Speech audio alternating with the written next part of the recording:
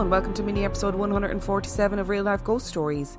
Before we start today's episode, I want to remind you all that the beginning of the month is the best time to sign up for Patreon. If you sign up for $5 a month, you get access to over 130 episodes of Tiny Tales, which is a spooky mini episode that comes out every Monday. And if you sign up for $2 a month, you get access to a back catalogue of bad movie reviews and heaps of extra bonus content. And if you sign up for Patreon, you can delete your pledge at any point instantly. You can sign up by going to patreon.com/Real Life Ghost Stories. The link will be in the description of this episode. I realised recently that I have done absolutely no advertising for the podcast, for Patreon, for anything in the last, well over a year. So I thought, what better time to start doing shameless plugs for Patreon? I have 5 spooky stories for you today, and the last story comes from October the 5th, 2021, and story number 1 comes from Joanne. The first story is my cousin's. She has shared these experiences with me since we were teenagers, and they take place in her parents' house, the house she grew up in.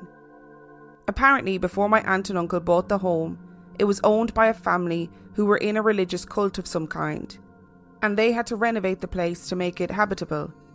The home is on the south shore of Long Island. My cousin shared an upstairs bedroom with her little sister while they were growing up. She used to wake up suddenly in the middle of the night and see a dark figure standing between her bed and her sister's. She described this thing as appearing to be dressed in a black hooded cloak and having a bone-white face with empty black sockets where the eyes should be. The nose was inhumanly long and pointed, giving it the look of one of those doctor's masks that they wore during the Black Plague. The mouth was also a gaping black hole.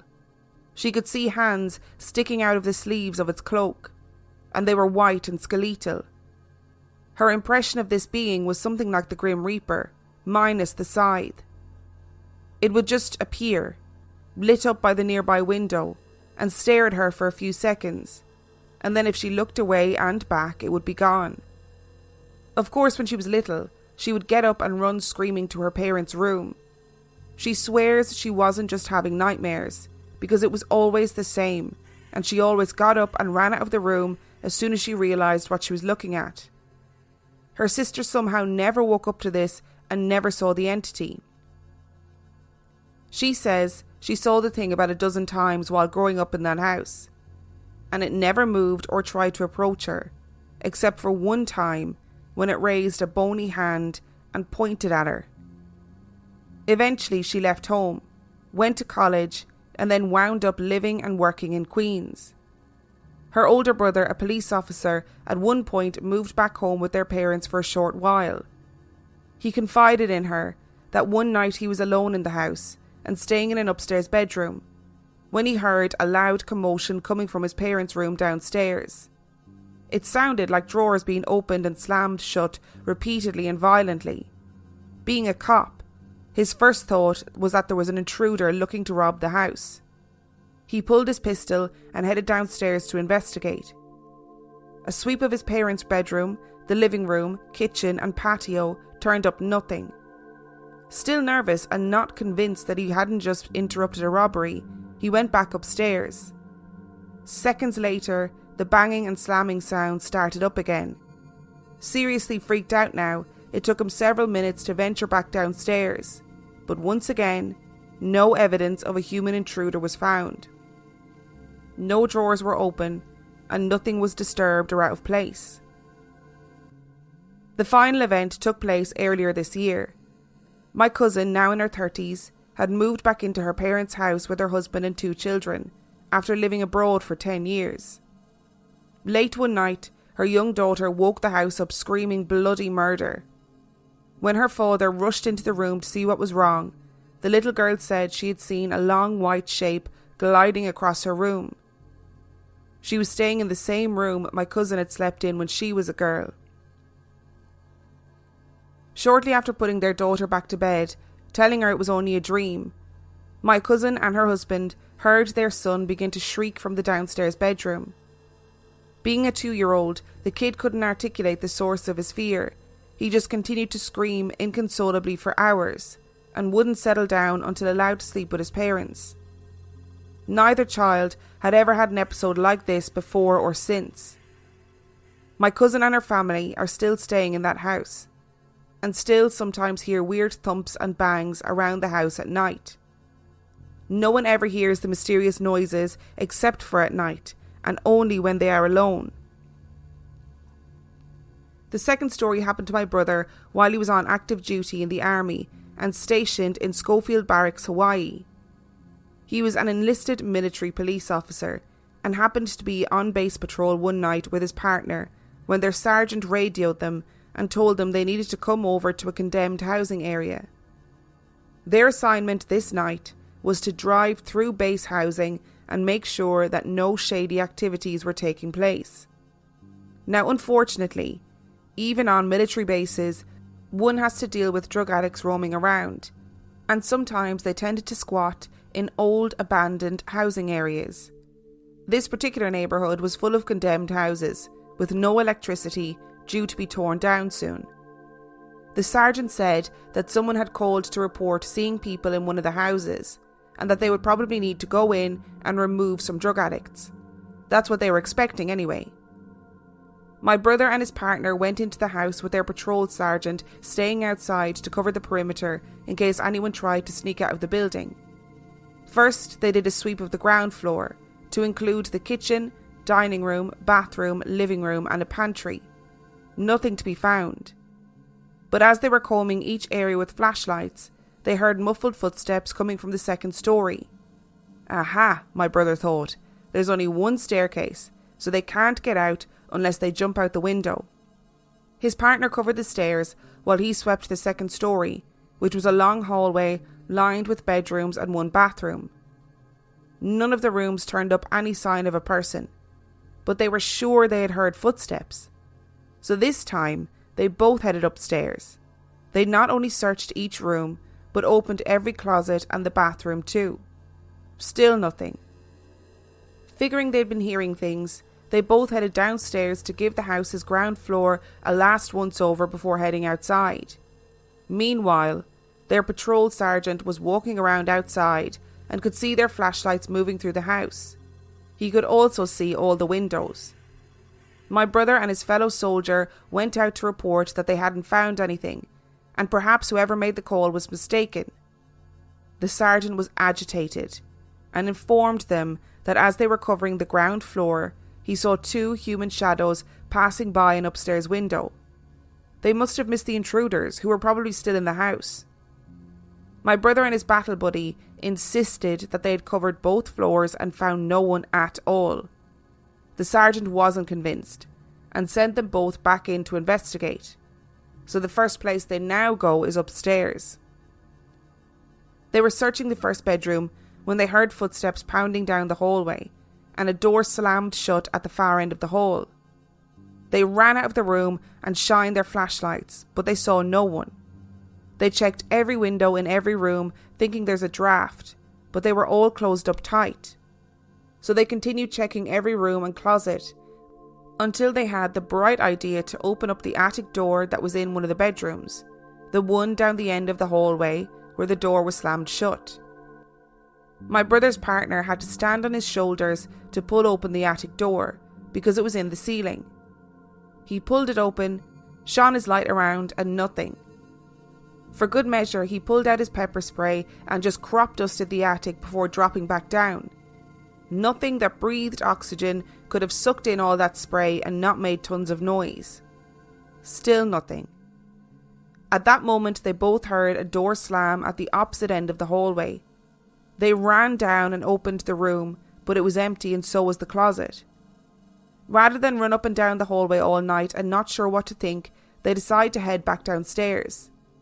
For good measure, they did one more sweep of the ground floor before heading outside to tell the sergeant no luck, and did he see anyone exiting the house.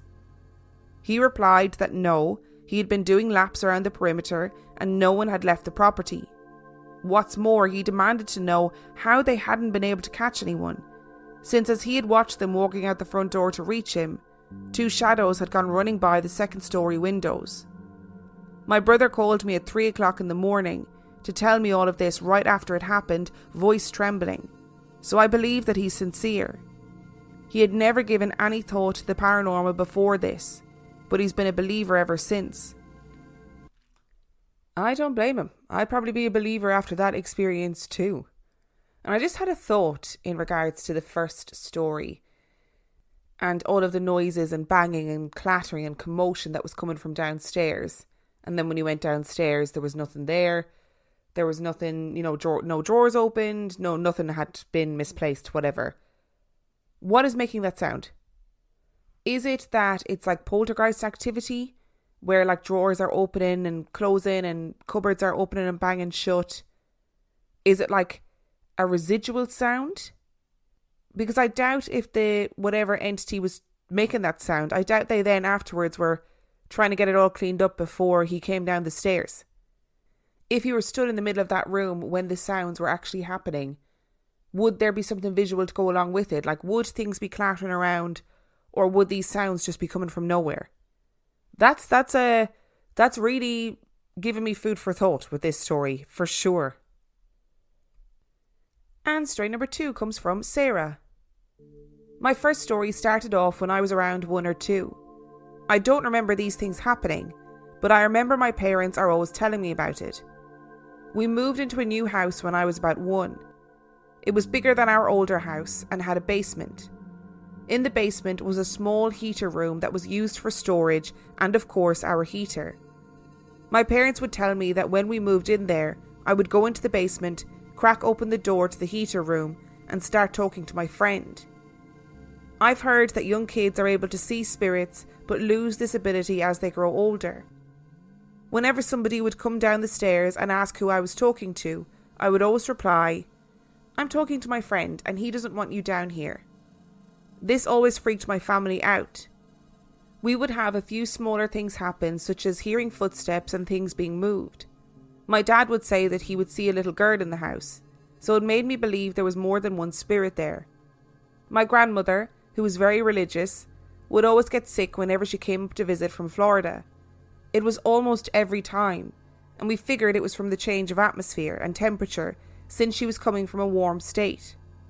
Once we moved out of that house into a new house, she stopped feeling sick whenever she visited, which we all found odd. With my grandmother being very religious, she believed it was a spirit making her feel that way. One other incident in that house I will never forget because it scared me so much. My sister and I used to share a room. She slept in the bottom bunk and I slept in the top bunk. I woke in the middle of the night thinking I heard a scream, but I thought it was just in my dream because I was half asleep. I heard a blood-curdling scream the second time and I realised it was coming from my sister below me. I froze in fear and I refused to open my eyes. Dread and fear paralysed my body. She screamed a third time and my dad came running into my room asking what was wrong. My sister woke up crying, but she didn't know why. She didn't know why she was screaming either. My brother, who is the second child and falls in between my sister and I, came in to whisper to my dad that it was 3:33 a.m, which I'm sure you guys know is known as the witching hour. I already felt fear from that incident happening, but what made it worse was that the day before my brother had asked my dad if he went into his room the previous night before heading to work. My dad told him that he didn't and asked why. My brother told him that he felt a crusty hand go across his face, and we still don't know what it was. A few smaller things that happened in that house is that things would go missing for months and later show back up in places we had looked. My brother also had a small clown statue about a foot high that he had in his room sitting on his dresser. Sometimes we would walk by his room and find the clown facing the wall. The clown was rarely ever touched because it was more for decoration than a toy. I always hated going downstairs at night time by myself. If you were to walk into the kitchen from coming down the stairs, the family room would be on the left. I always told myself not to look because I always felt some type of fear. The same was with the basement and the heater room. We moved out of that house in 2018, so we were there for a long time. There were some bad things that happened when we were moving out that I won't go into, but I personally believe it was the spirit not wanting us to leave. After the movers had taken everything from the house, the chandelier in the dining room started swinging. Now this chandelier was heavy and hard to move with just footsteps, and we were barely in the dining room at that time as well. Needless to say, I have not felt any dread or fear in this new house like I did in the old one. There is just one more story that I would like to tell you. My dad worked on an Air Force base as a firefighter. He has been at that firehouse before I was even born. Everybody knew that the firehouse was haunted. They say that Tommy haunts the place. Tommy was a guy that my dad used to work with that killed himself there. He had hooked a mask up to a tank, and that was how he had taken his own life. The firehouse never got rid of that tank, and it still stood in the engine bay.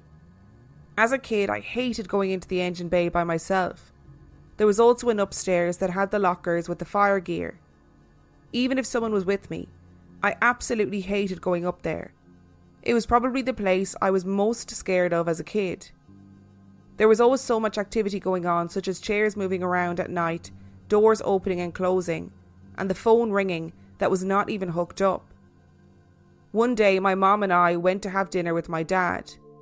When we were leaving, I remembered that I left my leftovers in the fridge and asked my mom if she would go in with me because everyone was asleep, except whoever was in the alarm room, and I didn't want to be in there by myself. She came with me and told me to hurry when I got my food. Now the firehouse is relatively small. When you walk from the front door, it is just a hallway that leads straight to the engine bay, and then rooms on the left and right with a smaller hallway for offices. The kitchen was close to the engine bay door. When we got into the car, she said, "Did you see that?" And I knew exactly what she was talking about. I said, "Are you talking about that black figure at the end of the hallway that walked into the kitchen?" And she said yes.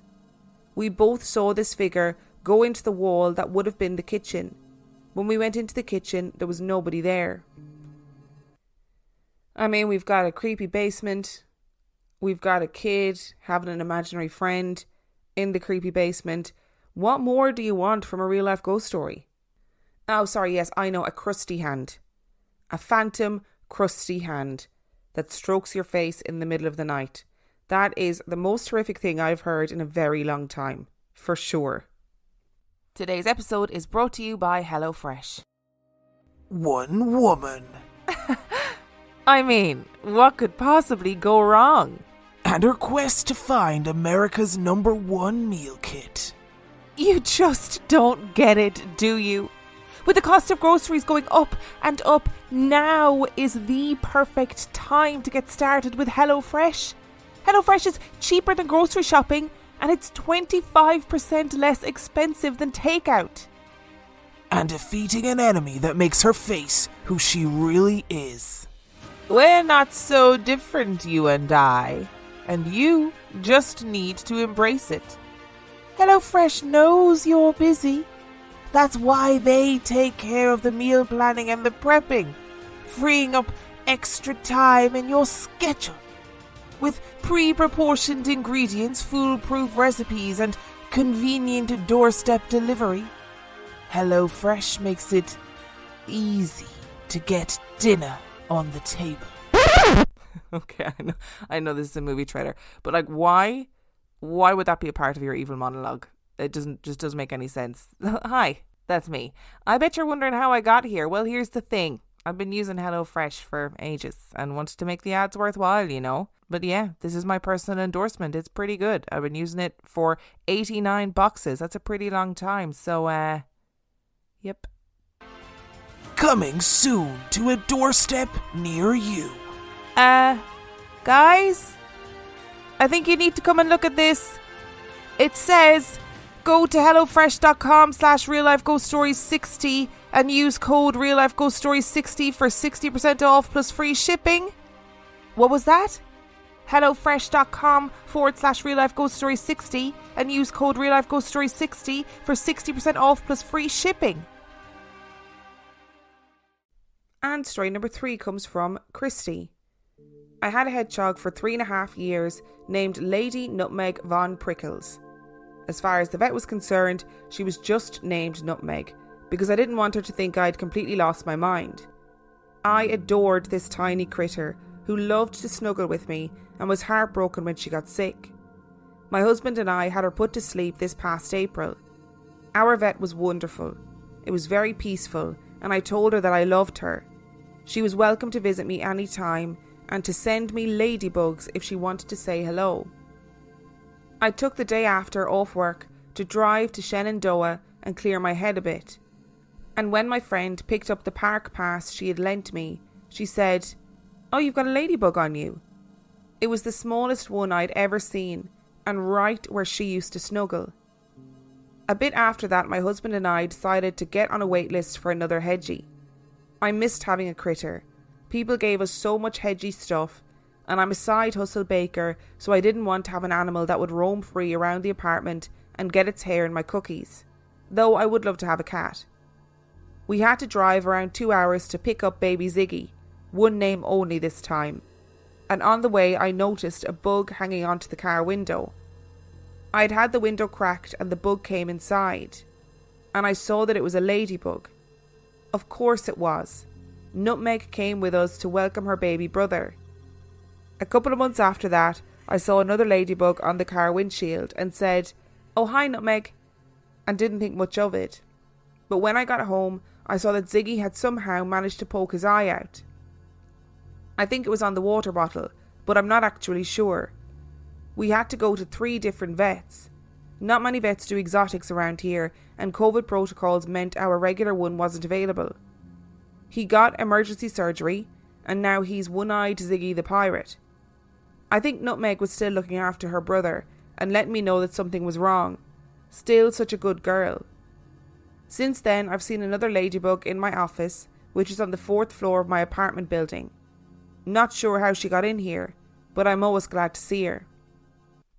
Literally everything about that story makes me happy. Lady Nutmeg Von Prickles, what a name. Obviously not happy that she had to be put to sleep, but very happy that she sent back ladybirds to look after you. I can't be dealing with it, it's so sweet. And then One-Eyed Ziggy the Pirate sounds like an excellent, excellent new hedgehog. And I think Nutmeg sounds like an excellent hedgehog for looking after him. It's just adorable. It's just everything you want in a story. And story number 4 comes from Charlotte. Since I was 4, my parents, sisters and I have lived in a really old thatched cottage in a village near Cambridge in England. The house was built in 1666 and still has a lot of original features. Over time, it has been a doctor's surgery, a school for girls, a post office and a cobbler's. The village was also supposedly where one of the biggest witch gatherings took place in medieval times. You enter the house from the side and a large portion of the house backs onto the street, with no turnings or alleyways. I now live in the next village along, just a mile or so away, and there is an old legend that says Daddy Witch, a very important witch, is buried under a crossroads in the village. That patch of road never gets wet even when it rains. They also say there is always one witch in the village, but if you ever found out who it is, something terrible will happen to you. They say the witch or the witches can see ghosts when others can't. When I was about 7, my mum was trying to get my sisters and I in the car. I was looking down the street near the crossroads, and walking towards me was a very little and frail looking old man with a walking stick, wearing a brown suit and a hat. He had white, neat hair and smart shoes. He had a very kind face and waved at me. I smiled and waved back. He was walking down the street in our direction very slowly and with difficulty. My mum called my name and I quickly turned to answer her. When I looked back, the man was gone, nowhere to be seen. There are no alleyways. He would have had to run right past me or cross the road and run away within a few seconds. But he was an elderly man that could barely walk. It freaked me out, and when I mentioned it, my parents said they hadn't seen anyone around. I never ever forgot about this experience.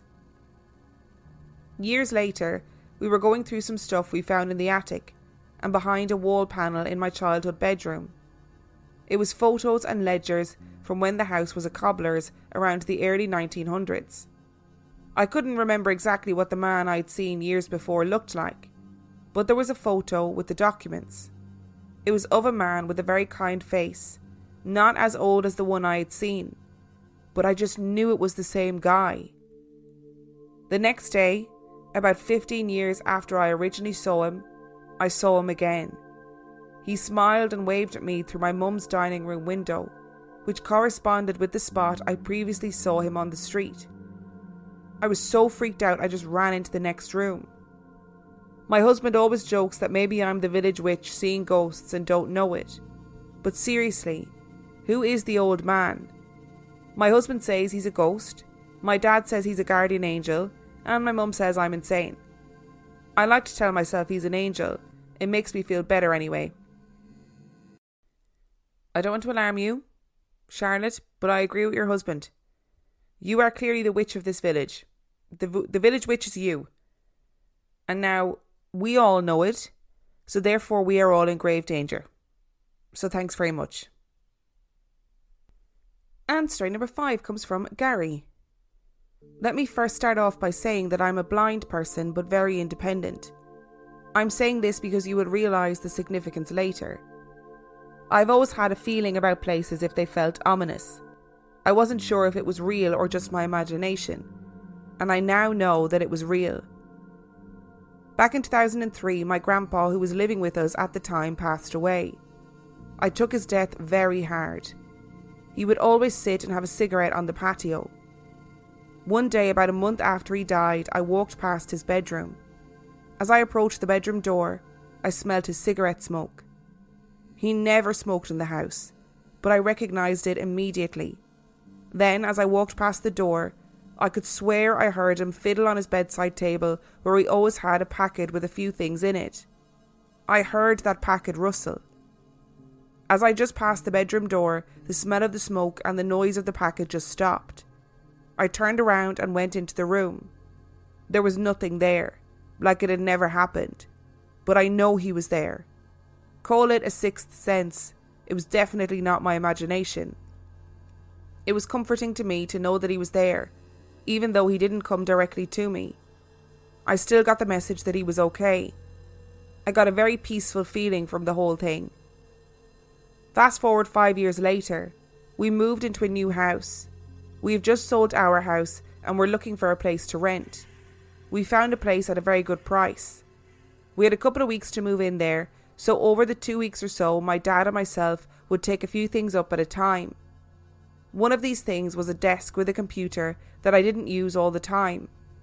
One early evening, I realised that I had to do some work on that computer. The house was only about 1 kilometre from where we stayed, so I took my guide dog and went down to the new house.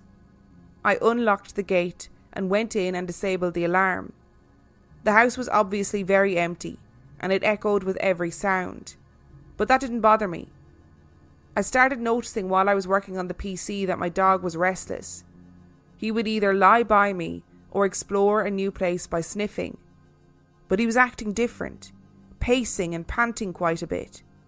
I thought that maybe he wanted to go outside to do his business, but when I let him out, he had a quick sniff and came back in again.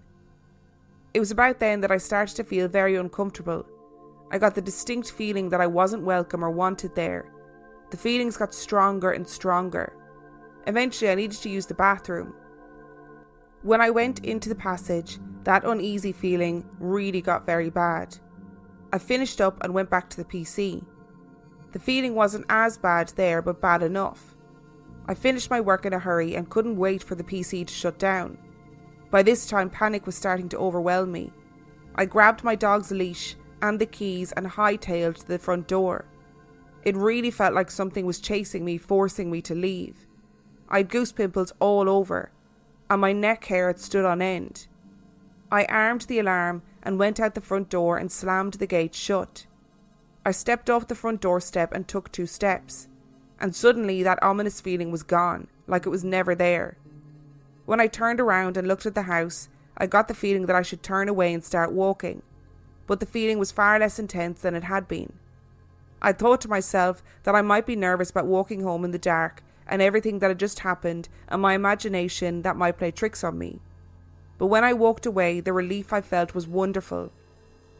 After moving into the house and everyone was settled in, the ominous feeling wasn't there anymore. There were places we didn't go often, such as the Wendy house in the backyard. Whenever I went there once in a while, I got that same ominous feeling. There was also a spare room that didn't feel good. It was the room right across from the bathroom where I had felt so uneasy. One day we had a lady doing some ironing. We all went out and left her there. She was ironing in that room that didn't feel comfortable.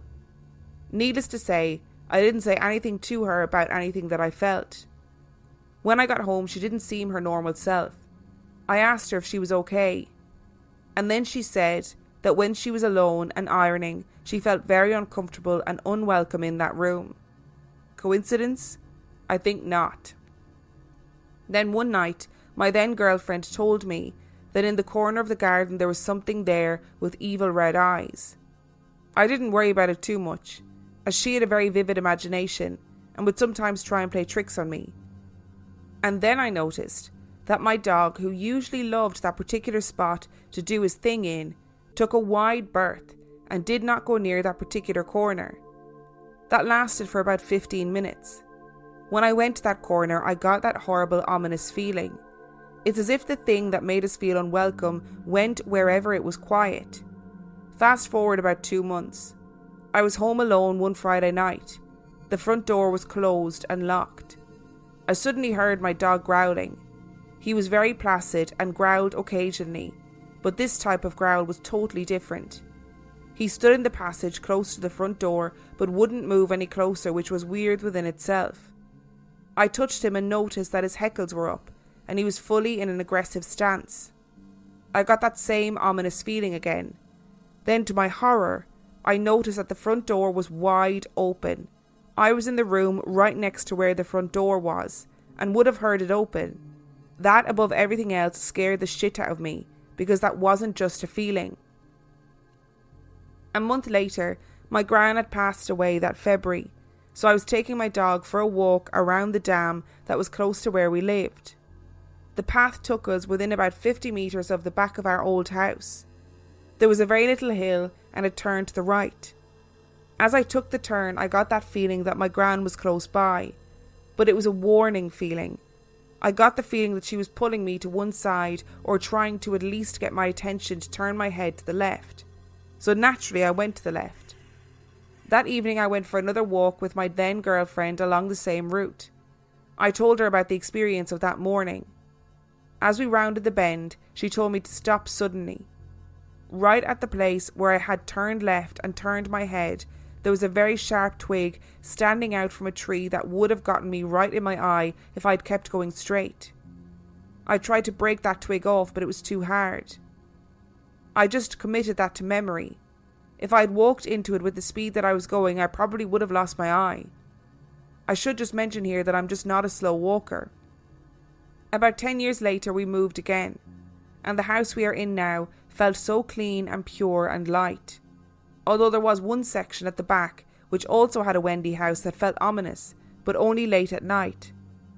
One day I went into that area to turn off the pool pump. There was a very weird feeling, and I got the smell of a wild animal, almost like game, but the sense I got was of a dog. But then it changed to something like a buck. Don't ask me how I know this, but I definitely know what I felt. Then all of a sudden, it's like the thing, whatever it was, saw me. I sensed more than heard this thing suddenly run across my path. It was so fast. It ran right through the brick wall, and I heard it collide with the covers behind that brick wall, and then it stopped. It was almost like it felt safe there. I heard a few months later that the dog that lived there with the previous owners had died. I don't know what was going on in that house, but the fact that the dog responded to it is giving me major heebie-jeebies, especially guide dogs, which are obviously famously incredibly well trained animals. And the fact that it was responding so out of character to whatever it was in that house gives me the creeps. I always think when I listen to these stories how amazing it is that our bodies are so attuned to the world around us. Even if you don't quite know what it is that's making you feel uncomfortable or anxious, your body still goes, hey, we're in a situation here that I don't like. so we need to keep safe. We need to get ourselves out of it, whatever it is. I just think it's incredible. Thank you so much for listening to today's episode. Thank you to Joanne, Sarah, Christy, Charlotte and Gary for sending in your stories. Remember, the last story came from October the 5th, 2021.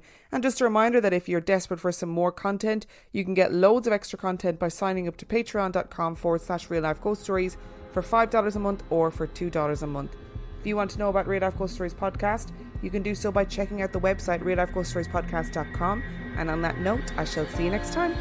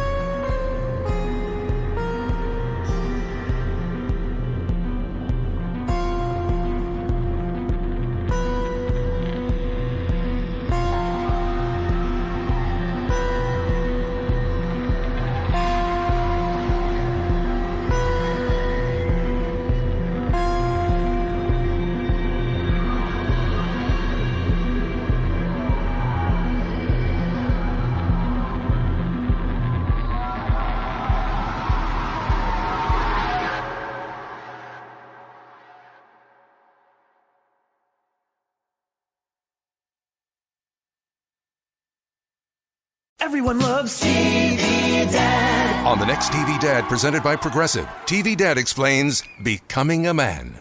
Son, it's time we had the talk. Okay, TV Dad. You know, drivers who switch and save with Progressive could save hundreds. Oh, is that why my voice is changing? That's a question for your health teacher. Listen to your TV Dad. Drivers who switch and save with Progressive could save hundreds. Progressive Casualty Insurance Company and affiliates. Potential savings will vary.